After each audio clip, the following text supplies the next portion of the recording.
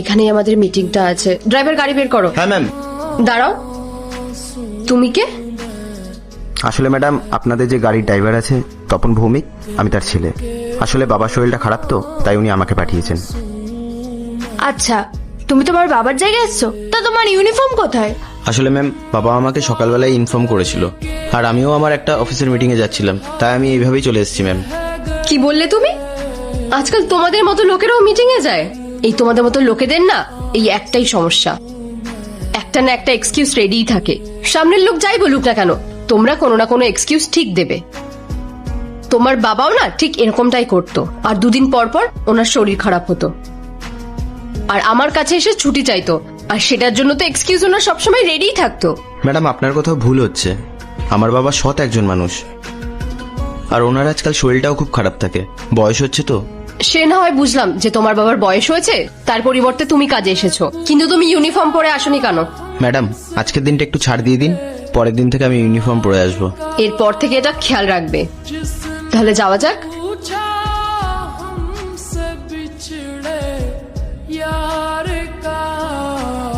শোনো, আমাদের একটা ইম্পর্টেন্ট মিটিং আছে, আমরা যতক্ষণ না আসছি তুমি কিন্তু গাড়িতেই বসে থাকবে।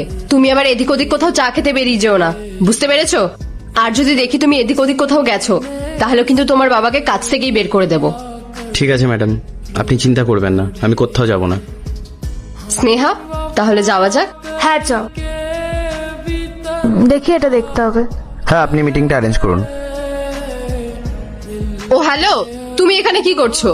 তোমাকে না আমি বারবার বলে আসলাম যে তুমি গাড়ি থেকে বের হবে না, আর তারপর তুমি এখানে কেন এসেছো?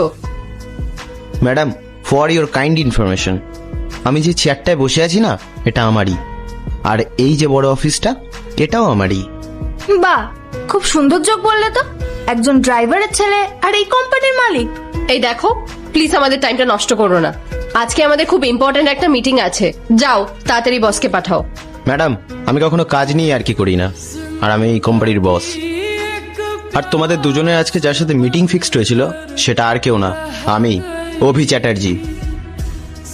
আপনি আপনি সত্যি অভি চ্যাটার্জি? ইয়েস।